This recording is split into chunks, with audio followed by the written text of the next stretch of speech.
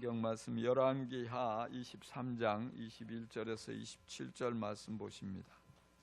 구약 성경 열왕기하 23장 21절에서 27절까지의 말씀을 우리 교독합니다.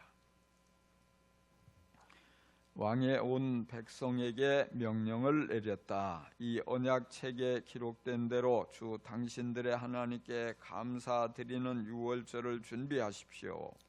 사사들이 이스라엘을 다스리던 시대로부터 이스라엘과 유다 왕들의 시대에 이르기까지 어느 시대에도 이와 같은 유월절을 지킨 일은 없었다.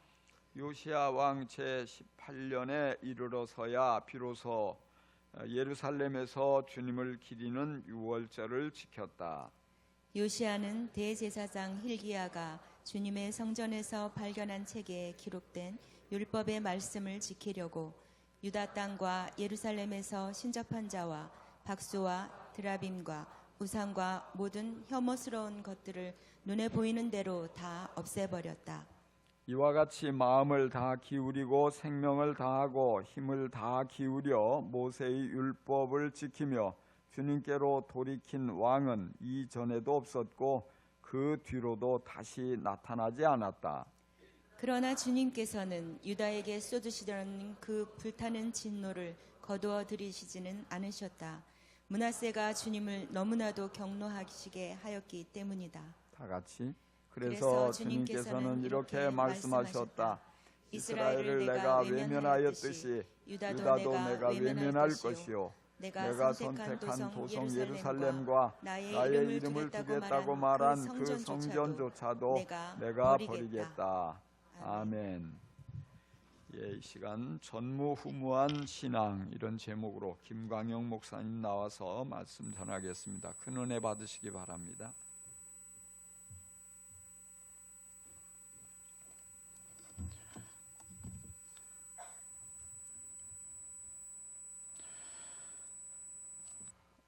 한 가지 광고만 더 추가로 드리면 예배 후에 곧바로 목자 수련회 이번에 참석하시는 분들은 이 자리에 그대로 남아주시면 감사하겠습니다. 중요한 전달 사항들이 있어서요. 예배 후에 잠시 모임을 갖도록 하겠습니다. 네, 지난주 주보를 통해서 목사님 나눠주신 칼럼의 제목을 기억하십니까? 네, 역시 금수저와 흙수저. 여러분은 여러분의 신앙이 금수저라고 생각하십니까? 흙수저라고 생각하십니까? 신앙의 대를 이어가고 있는 금수저라고 한다면 여러분 감사하시기를 바랍니다. 그리고요, 혹여 이제 신앙의 일대가 되는 흙수저라고 한다면 더 감사하시기 바랍니다. 흙수저가 더 감사해야 될 이유가 있어요. 여러분, 금과 흙을 비교해 보면 금이 더 중요할까요? 흙이 더 중요할까요? 흙이 더 중요하다는 사실을 우리는 쉽게 발견할 수 있습니다. 금은요, 없어도 살 수 있어요. 근데 흙이 없으면 어떤 인간도 살 수가 없습니다. 금은요, 흙을 그 안에 품을 수 없어요.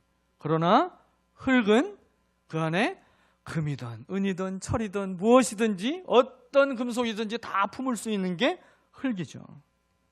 금에서는 생명이 자랄 수 없어요. 뿌리를 내릴 수 없죠. 그러나 흙에서는 수많은 생명이 자라나게 됩니다. 금은 사람을 교만하게 만들고 더 욕심을 갖도록 만들어주지만 흙은 사람은 갈수록 계속 겸손하게 만들어줍니다. 결정적으로 하나님은 금으로 사람을 만들지 않으셨고 흙으로 사람을 지으셨다는 사실이죠. 여러분, 이 외에도 우리가 흙이 금보다 더 중요한 이유들을 조금만 생각해 보면 얼마나 많이 있겠습니까? 여러분, 신앙에 금수저인 분이 계십니까? 불순물이 다 제거가 된 정금으로 하나님이 바꿔주실 그 주님의 은혜를 더욱 사모하시고 더욱 주님을 사랑하며 섬기는 믿음을 가지시기를 바랍니다. 그리고 신앙에 흙수저가 계십니까? 그렇다면 하나님이 베풀어 주실 은혜가 훨씬 많기 때문에 감사하는 믿음을 가지시길 바랍니다. 물을 포도주로 바꾸셨던 그 주님이 흙수저를 금수저, 아니 다이아몬드 수저보다도 훨씬 더 가치 있고 위대한 것으로 바꿔주실 그 하나님을 믿음으로 바라보시기를 바랍니다. 성경에 기록된 수많은 믿음의 사람들을 보게 되면 다 그렇지는 않지만 거의 대부분 흙수저의 사람들을 부르셔서 위대한 하나님의 역사를 이루셨던 것을 볼 수 있습니다. 오늘 본문의 요시야 왕이 그 대표적인 인물이라고 할 수 있습니다. 요시야 왕이잖아요. 그는 왕궁에서 나고 자랐습니다. 사람의 눈으로 보면 그는 금수저라고 생각이 되겠죠. 그러나 신앙에 있어서 요시야는 흙수저 중에 흙수저였습니다. 요시야가 8살에 왕에 오르게 됩니다. 초등학교 1학년생이 왕이 된 거예요. 이렇게 어린 나이에 그가 왕이 된 것은 그의 아버지인 아몬 왕이 즉위한 지 2년 만에 신하들의 반역으로 24살의 젊은 나이에 살해를 당하게 됩니다. 그의 할아버지인 므낫세, 이 므낫세 왕과 그리고 그의 아버지인 아몬 왕, 이 두 대에 걸쳐서 대를 이어서 이 유다 나라는요 극심한 우상 숭배에 빠지게 됩니다. 그래서 유다 나라에 몇 안 되는 악한 왕 중에 으뜸인 사람, 가장 으뜸인 사람이 바로 이 므낫세 왕이에요. 그가 55년이나 유다 나라를 다스렸어요. 그래서 그에 대한 평가가 성경에서는 이렇게 내립니다. 한마디로 이보다 더 악할 수 없다. 그게 이 므낫세 왕에 대한 평가입니다. 그러니까 요시야는 유다 나라에서 가장 악한 왕의 통치 기간 중에 태어났고 부모로부터 하나님이 아닌 우상을 섬기는 죄악을 보고 자라갔고 반역으로 그 아버지가 살해되는 것들을 보게 됐고 그 아버지를 죽인 자들을 또 백성들이 죽이는 이 피해 복수를 어린 나이에 그가 8살이 되기 이전에 이 모든 것들을 다 보고 왕이 된 사람이었어요. 제대로 된 신앙의 본이 될 만한 사람이 가족 중에 한 사람도 없었던 신앙의 흙수저가 요시야 왕이었습니다. 그런데 그런 요시야 왕이 훗날 오늘 어떤 평가를 하나님께 받고 있는지 본문 25절에 기록되고 있죠. 우리 25절을 다시 한번 같이 읽어보겠습니다. 이와 같이 마음을 다 기울이고 생명을 다하고 힘을 다 기울여 모세의 율법을 지키며 주님께로 돌이킨 왕은 이전에도 없었고 그 뒤로도 다시 나타나지 않았다. 한마디로 어떤 왕이라는 거예요? 전무후무한 왕이라는 거잖아요. 아주 극찬을 받게 됩니다. 어떻게 이런 신앙이 가능할 수 있을까요? 요시야에게만 가능한 일이라면 우리는 성경을 묵상하고 이 성경을 가까이 할 이유가 없게 되겠죠. 요시야를 통해서 하나님이 보여주시고 있는 것이 무엇일까요? 하나님은 지금 이 시대에도 요시야와 같은 전무후무한 신앙의 사람으로 우리를 쓰실 수 있는 분임을 믿는 믿음을 우리에게 요구하시는 것입니다. 오늘 본문의 요시야는 환경이나 조건이 아니라 그 자신이 얼마만큼 하나님 앞에 바른 믿음을 가졌는가에 따라서 그 삶의 질을 결정하게 된다는 것, 이 바른 믿음이 우리의 삶의 질을 결정하게 된다는 것을 우리에게 아주 분명하게 보여주고 있어요. 환경이나 조건이 되어야만 신앙생활을 잘할 수 있다라고 하는 핑계, 하나님께는 통하지 않고 있습니다. 정금 같은 믿음은요, 고난과 고통이라고 하는 풀무불을 통과해야만 완성되기 때문이죠. 그렇기 때문에 우리는 이것을 기억해야 됩니다. 인류의 조상이었던 이 아담과 하와가 에덴 동산이라고 하는 가장 완벽하고 그리고 풍요로운 환경 속에 있었지만 가장 믿음으로 행복하게 살아갈 수 있는 그 환경 속에 있었지만 거기에서 사탄의 유혹에 넘어져서 타락하게 됐다는 사실을 우리는 기억해야 돼요. 또한 가장 부유했던 솔로몬 왕은 하나님께서 주신 그 지혜를 가지고 가장 완벽한 조건을 갖춘 왕이 되었어요. 그러나 결국 그는 온 나라를 우상이 가득한 곳으로 만드는 실패한 왕으로 끝나게 되잖아요. 또 기독교 역사상 가장 교회가 힘이 있고 부유했던 시대는 중세시대였습니다. 그런데 이 중세시대가 어떤 시대로 기독교 역사에서 평가를 합니까? 교회가 가장 타락한 시대가 바로 이 중세시대라고 이야기를 하잖아요. 그런데 반대로 영적으로 가장 어두운 이 암흑적인 시대적 환경 속에서 예수님은 이 땅에 오시게 됩니다. 그리고 그 속에서 사역을 감당하셨던 예수님은요, 단 한 번도 환경을 탓하며 원망하거나 불평하지 않으셨다는 거죠. 가장 가까운 제자들마저 예수님을 배신하는 상황이 있었어요. 그럼에도 예수님은 실망하지 않으셨고 끝까지 묵묵히 십자가를 지시며 구원을 완성하십니다. 사도 바울에게도 그에게 찾아왔던 수많은 사방의 환난이 있었잖아요. 최악의 상황 속에서도 오직 복음의 열정으로 그에게 맡겨주신 사명을 완주해내는 것을 보여주고 있습니다. 우리의 믿음의 선배들도 정말 말할 수 없는 핍박과 그 고난의 환경 속에서도 저들은 복음으로 사람을 살려내고 사회를 변화시키는 놀라운 일들을 아름답게 감당했습니다. 그러므로 우리는 모든 것을 상황이나 환경 탓으로 돌리는 이 믿음 없는 모습을 버려야 되는 것입니다.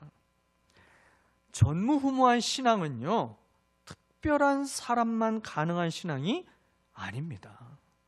성경 지식이 해박해야만 가능한 신앙도 아닌 것이고요, 헌금을 많이 하고 봉사를 많이 해야만 가능한 신앙도 아닌 것입니다. 요시야를 통해서 우리에게 분명히 보여주십니다. 저와 여러분 모두에게 가능한 신앙이 바로 이 전무후무한 신앙이라고. 그런데 여기서 한 가지 먼저 정리할 것이 있습니다. 전무후무한 신앙이 문자 그대로 전에도 없고 후에도 정말 없는 신앙이라고 의미하고 있는 것일까? 질문을 던질 수 있겠죠.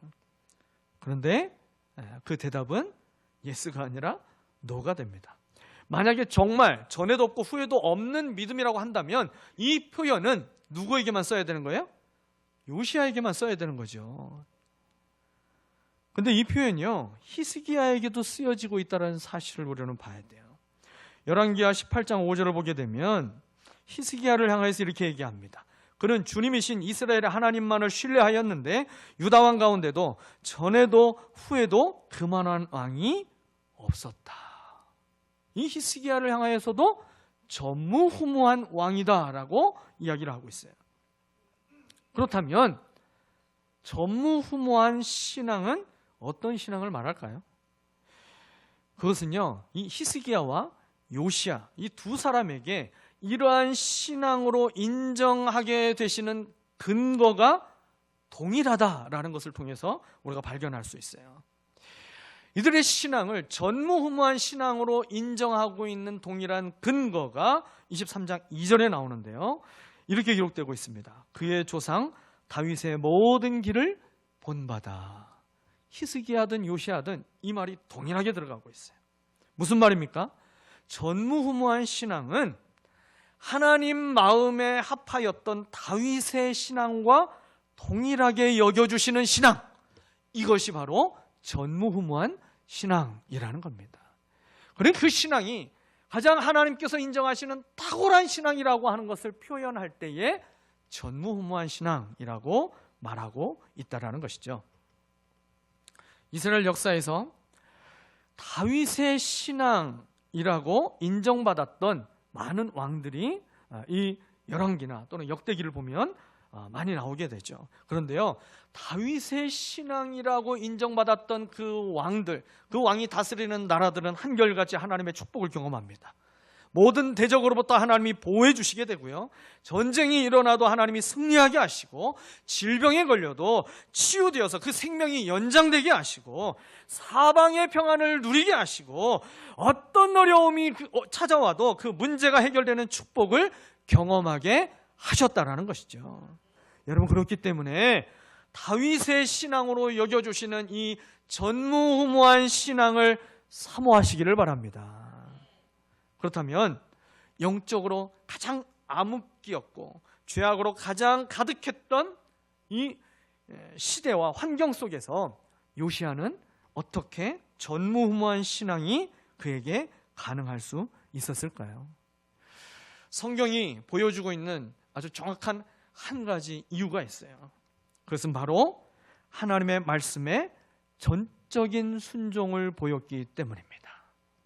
다시 한번 말씀드립니다. 전무후무한 신앙으로 인정받을 수 있는 이유는 그가 하나님 말씀에 전적인 순종을 보였기 때문입니다. 요시야가 왕이 된 지 18년째 되는 해에 있었던 일이었어요. 요시야 나이가 이제 26살이 될 때이죠. 이때 성전을 수리하는 일을 하게 됩니다. 수리를 하다가 제사장 hil기야가 이제 그 이전 세대 아버지 아몬과 그리고 그 할아버지 므낫세 시대에는 우상을 섬겼기 때문에 성전에서 율법책을 낭독하며 읽는 일이 없었어요. 그러니 그 율법책을 창고 구석에다가 처박아뒀던 거죠. 성전을 수리하다가 그 창고 구석에 처박혀 있던 유대인들의 그 성서인 토라, 율법책을 발견하게 돼요. hil기야가 율법책을 서기관인 사반에게 건네줍니다.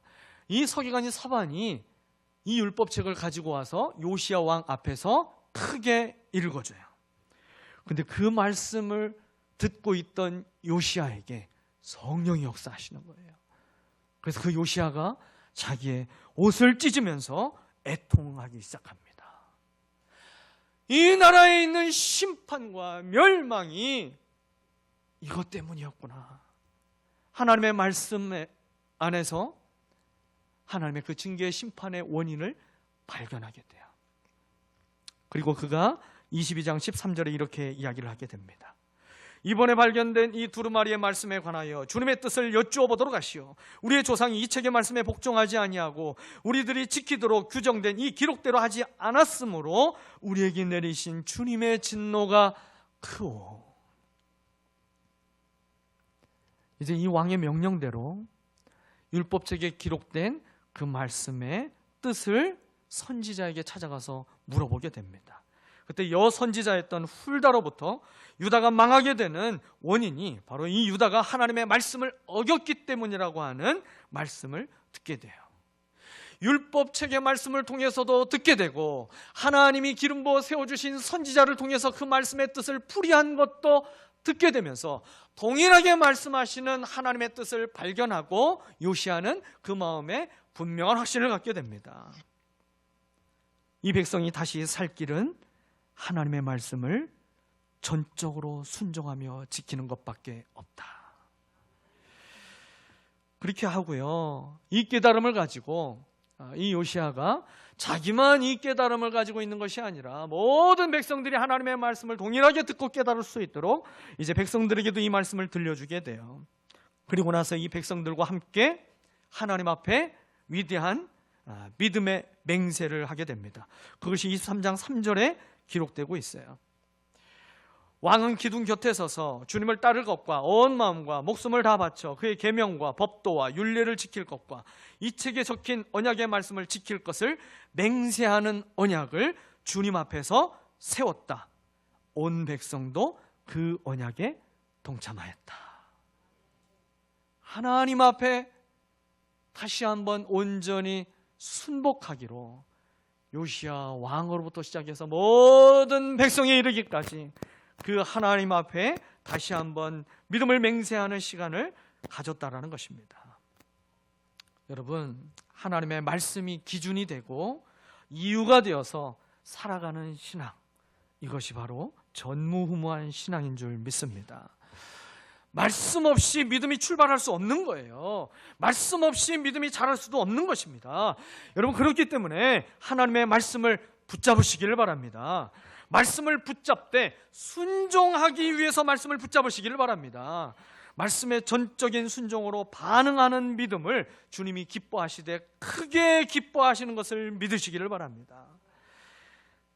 오늘 이제 이 요시야와 이 유다의 백성들이 하나님의 말씀에 전적인 순종을 보이게 되는데요, 이 요시야를 통해서 보여주고 있는 하나님 말씀의 전적인 순종 두 가지를 오늘 본문에서 소개하고 있어요. 첫 번째 순종은요, 21절에서 23절에 나오는 유월절을 지키는 것이었습니다. 유월절을 지키되 기록된 대로 유월절을 지켰어요. 하나님의 말씀대로 기록된 그대로 유월절을 지켰다라는 거죠.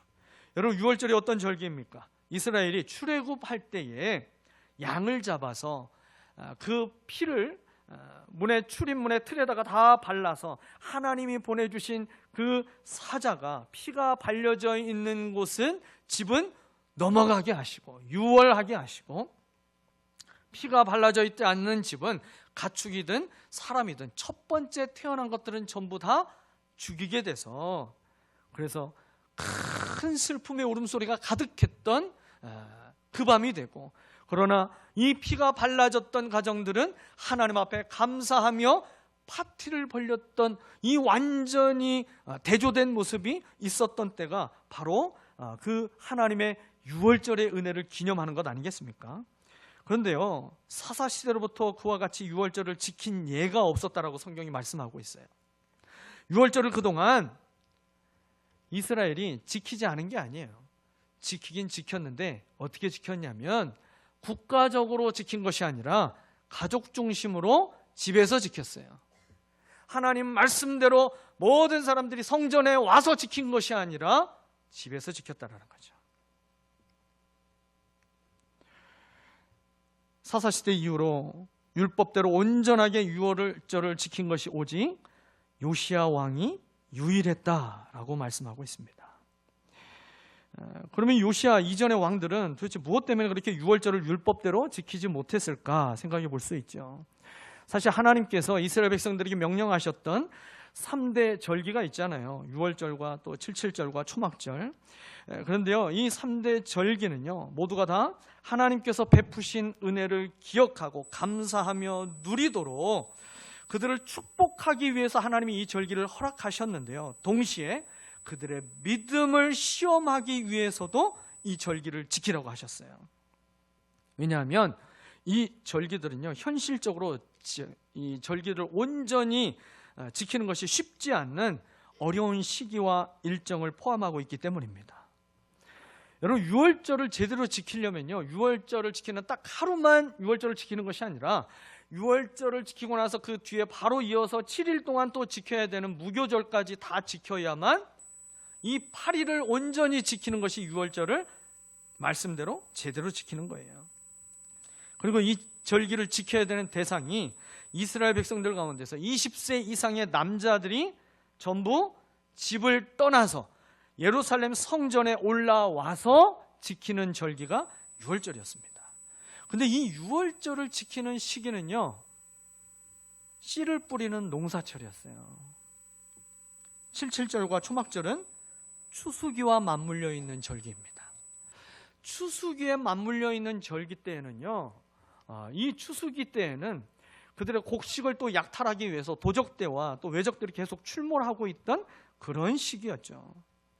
그렇기 때문에 모든 이스라엘의 장정들이 예루살렘에 모여서 8일간이나 만약에 이 유월절 절기를 지키게 되면 국가의 안전에 치명적인 문제가 발생할 수도 있다라고 하는 염려가 있게 되는 거죠. 이런 이유 때문에 이스라엘 백성들은 사사시대 이후로 단 한 번도 국가적으로 유월절을 지키지 못한 거예요. 그러나 여러분, 하나님께서 이 절기를 지키라고 할 때에 아무 대책 없이 이 절기를 지키라고 하셨을까요? 출애굽기 34장 24절 말씀을 보게 되면 하나님이 이스라엘에게 이 세 가지 절기를 지킬 때에 하나님이 이 절기를 지키는 백성에게 하나님이 어떻게 해주실지를 약속해 주고 있는 말씀이 있어요. 이 말씀을 우리가 같이 한번 읽어봤으면 좋겠습니다. 시작. 너희가 한 해에 3번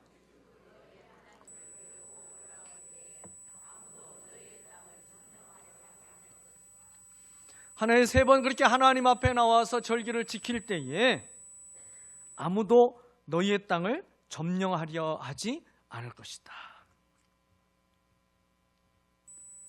걱정하지 마. 내가 지켜줄게. 내가 약속하잖아. 마음껏 주님을 예배하고 하나님 말씀대로 한번 살아봐. 믿음이 승리한다는 건 내가 반드시 보여줄게. 하나님의 백성을 하나님이 책임지고 있다는 건 내가 반드시 보여줄게. 하나님이 그 약속을 하시고 절기를 지키라고 하셨다라는 거죠. 여러분, 하나님 앞에 이스라엘 백성이 그동안 수없이 유월절 절기를 지켰지만 이 요시야 왕 때에 드린 이 절기를 지킨 것을 하나님은 가장 특별한 것으로 받으셨어요. 사랑하는 여러분, 우리가 주님 앞에 예배하는 매 주일의 예배를 어떤 마음으로 드리고 계십니까? 주님이 받으시는 가장 특별한 예배가 되도록 우리가 반복되고 있는 이 예배가 우리의 일상적인 그저 습관적으로 드려지는 예배가 아닌 하나님 앞에 내 인생에 가장 기억에 남는 특별한 예배가 되도록 하나님 앞에 드려보시기를 바랍니다. 제 인생에 있어서도 가장 기억에 남는 특별한 예배가 두 번 기억나더라고요. 첫 번째는 군대 훈련소에 딱 들어가서 첫 번째 예배를 드릴 때가 있었어요. 주일이 됐는데 이제 훈련소에 딱 들어오자마자 바로 3일 동안은 종교 행사도 참석을 못하게 합니다. 동화기간이라고 그래서 예배를 못 갔어요. 그러고 나서 이제 수요일이 돼서 종교 행사 갈 사람 나와. 그래서 이제 참석하게 됐죠. 그 수요 예배에 참석해서요, 한 번도 수요 예배 가서 그렇게 감격하며 운 적이 없는데 그 첫 번째 수요 예배에서요, 들어가면서부터 울기 시작해서 나올 때까지 계속 울면서 예배를 드렸어요. 너무 그 예배에 대한 간절함, 사모함이 크게 되다 보니까 그 군대에서 앞으로 어떻게 펼쳐질지 모르는 그 군생활에 대한 두려움과 막막함, 이 모든 염려와 근심이 하나님 앞에 나아가서 눈물로 기도하며 예배하면서 하나님의 은혜를 얼마나 간절히 사모하며 그 예배가 특별했는지 몰라요. 또 한 번 특별한 예배가 있었어요. 지난번에 제가 이제 신학교 입학 30주년 기념 예배를 다녀왔잖아요. 그 예배가 제 인생에 있어서 너무나 특별했어요. 왜 그랬을까요? 제가 그때 사회를 보면서 이렇게 얘기했어요. 많은 신학생들에게, 여러분은 매주 매주 드리고 있는 이 채플 예배지만, 그래서 특별한 것이 없지만 오늘 이렇게 예배를 인도하고 있는 우리 30주년이 된 우리 선배들에게는 이 예배가 가장 특별한 예배입니다. 왜냐하면 우리는 이 예배를 드리기 위해서 30년을 기다렸습니다. 여러분, 30년을 기다려서 드리는 예배라고 한다면 얼마나 특별한 예배겠어요. 우리가 하나님 앞에 매 주일마다 드리는 그 예배가 우리의 형식대로만 그저 드리는 예배가 아니라 하나님 말씀대로 신령과 진정으로 우리의 마음과 뜻과 정성을 다하여서 하나님 앞에 드리는 예배가 된다면 전무후무한 예배로 하나님은 받으실 줄 믿습니다. 오늘 요시야를 통하여서 하나님은 이스라엘 백성에게 그 하나님이 특별하게 받으시는 유월절이 되도록 저들이 습관적으로 드리고 있던 모든 유월절을 이제 하나님 말씀대로 온전히 드리는 유월절로 바꾸도록 만들어 주셨습니다. 사랑하는 여러분, 하나님 말씀하신 대로 우리의 믿음이 새로워져야 할 줄 믿습니다.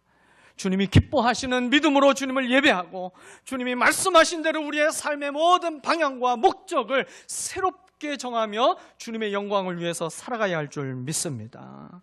오늘 이 유월절을 지키는 이 일을 통해서 요시야뿐만 아니라 이스라엘이 그동안 많이 변질되고 왜곡되어 있었던 저들의 신앙을 다시 말씀 앞으로 돌아오게 하셔서 하나님의 온전한 뜻을 분별하며 그 뜻대로 살아가는 신앙으로 저들을 세워주신 것을 기억하시기를 바랍니다. 두 번째로요, 저들을 보여준 순종은 24절에 나오고 있는 모든 우상을 제거하는 것이었습니다. 모든 우상을 제거하는 것이었어요. 이 요시야가 했던 개혁은 유다 역사상 전무후무한 그런 개혁이었습니다. 아주 강하고 단호한 개혁이었죠. 그래서 당시 오랜 세월 동안 우상 숭배 문화에 젖어 있던 이 일부 백성들로부터 요시야의 개혁은 반발에 부딪히기도 했어요. 그래서 큰 사회적인 혼란도 있었습니다. 하지만 요시야는 끝까지 그 개혁을 멈추지 않았고 결국 나라의 안정을 되찾게 되는 것이죠. 여러분, 이처럼 하나님의 말씀에 대한 순종을 할 때에는요, 반드시 믿지 않는 자들의 영적인 방해와 공격이 있게 되는 거예요. 그런데요, 핍박이 무섭다고 하나님의 명령을 우리가 조건적으로 순종하고 부분적으로 수용한다면 그것은 참된 순종이 아닌 것이죠. 예수님은 주님을 사랑하고 하나님을 섬기되 우리가 어떤 마음으로 하나님을 사랑하며 섬겨야 되는지 마가복음 12장 30절을 통해서 이렇게 말씀해 주셨어요. 내 마음을 다하고 내 목숨을 다하고 내 뜻을 다하고 내 힘을 다하여 너의 하나님이신 주님을 사랑하여라. 여러분, 우리가 이러하신 주님의 가르침에 순종해서 전심으로 하나님을 사랑한다면 우리를 가로막을 수 있는 것이 뭐가 되겠어요? 여러분, 목숨 걸고 하고 있는 사람의 앞을 막을 수 있는 사람은 없는 겁니다. 요시야는 이 말씀 그대로 순종했어요. 그래서 25절 말씀에 그렇게 기록됐잖아요. 이와 같이 마음을 다 기울이고 생명을 다하고 힘을 다 기울여서 모세의 율법을 지키며 주님께로 돌이킨 왕은 이전에도 없었고 그 뒤로도 다시 나타나지 않았다. 그러므로 하나님 말씀 앞에, 하나님의 말씀을 앞에 두고 우리에게 필요한 것은요, 하나님께 대한 믿음과 온전한 순종인 것이지 우리의 계산이나 판단이 아니라는 겁니다. 사랑하는 여러분, 주님께서 우리에게 무엇을 행하도록 명령하실 때에는 이미 모든 것이 준비되어 있다라는 뜻입니다. 그러므로 우리는 하나님의 어떠한 명령이든 우리의 환경이나 조건에 얽매이지 말고 이를 초월하여서 온전한 순종을 주님께 보여드려야 할 줄 믿습니다. 주님께 돌아서야 할 수 있는 그 기회를 놓치지 말고 하나님 앞에 내가 버려야 할 것들을 성령께서 깨닫게 하시는 대로 하나님 앞에 다 내어버리고 하나님으로만 온전히 충만케 되는 우리의 심령이 될 때에 전무후무한 신앙으로 하나님께서 축복하실 줄 믿습니다. 그러므로 하나님을 믿으시기를 바랍니다. 전적으로 신뢰하고 믿으시기를 바랍니다. 그 믿음으로 우리의 한계를 날마다 극복하는 저와 여러분 되시기를 축원합니다. 요시야의 이러한 전무후무한 신앙을 기쁘게 받으신 하나님께서 이 열왕기하 22장 20절을 보게 되면요, 요시야가 사는 날 동안에 유다에 내리시기로 했던 모든 재앙을 내리지 않고 요시야는 평안하게 무덤에 안장되도록 하겠다라고 하는 하나님의 약속의 말씀이 주어집니다. 그리고 이 요시야가 죽음 이후에는요, 오늘 26절 27절 말씀에서 본문 26절 27절에서처럼 결국 유다 나라가 하나님의 진노를 받게 될 것이고 하나님이 북이스라엘을 외면하셨던 것처럼 유다도 외면하실 것이라고 말씀하세요. 예루살렘과 하나님의 이름을 두었던 성전까지도 기꺼이 버려버리시겠다라고 말씀하십니다. 요시야의 전무후무한 신앙에도 불구하고 결국 유다에 하나님의 심판이 임하게 되는 이유가 무엇이 될까요? 우리 성경에서는 므낫세가 주님을 너무 경노하게 하셨기 때문이라고 말씀하고 있죠. 므낫세가 했던 그 모든 우상을 섬기는 일로 인해서 백성들의 마음이 하나님을 너무 멀리 떠났기 때문이에요. 그리고 요시야가 행하는 그 모든 종교 개혁에, 전무후무한 그 종교 개혁에 저들이 어떻게 임했다는 겁니까? 형식적으로 임했다는 겁니다. 마음은 돌이키지 않고 저들이 형식적인 것만 돌이켰다는 거예요. 여러분, 회개는요, 시선을 바꾸는 게 아니라 방향을 바꾸는 거예요. 이걸 몸으로 보여드리면 이렇게 됩니다. 회개는, 참 잘못된 회개는 이거예요.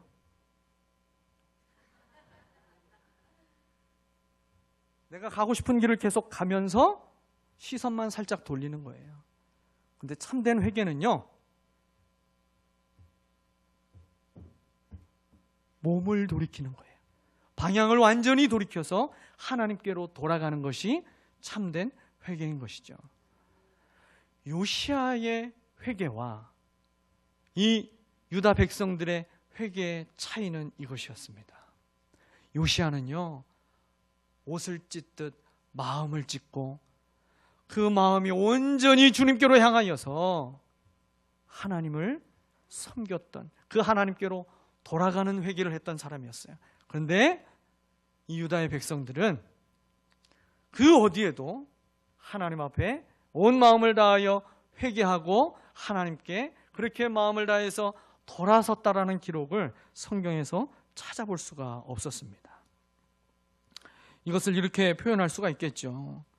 둘 다 하나님의 말씀을 지키긴 지켰지만 요시야는 마음을 다하고 생명을 다하고 힘을 다하여 말씀을 지켰지만 백성들은 형식을 다하고 눈치를 다하고 계산을 다하여서 말씀을 지켰기 때문에 요시야가 살아있는 동안에는 하나님의 그 진노의 심판이 유보되게 하셨지만 요시야가 죽고 나서 이 이스라엘은 이제 심판의 나락의 길로 떨어지게 된 것입니다.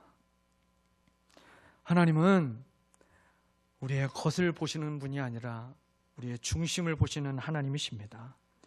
그 하나님 앞에는 감출 수 있는 것이 아무것도 없는 것이에요. 우리의 삶에 있어서 사람의 보기에 좋은 정도만 우리가 우리의 신앙을 바꾸어서는 하나님이 인정하시는 전무후무한 신앙이 될 수가 없는 것입니다. 전무후무한 하나님의 축복도 누릴 수 없는 것입니다. 우리의 마음이 온전히 하나님께로 돌아서지 않으면 그 하나님의 진노의 심판은 피할 수 없게 되는 것입니다. 오늘 말씀을 기억하며 오늘 요시야와 같은 그 전무후무한 믿음과 온전한 회개로 거룩한 삶을 살아갈 수 있게 되시기를 예수 그리스도의 이름으로 축원합니다. 기도하겠습니다.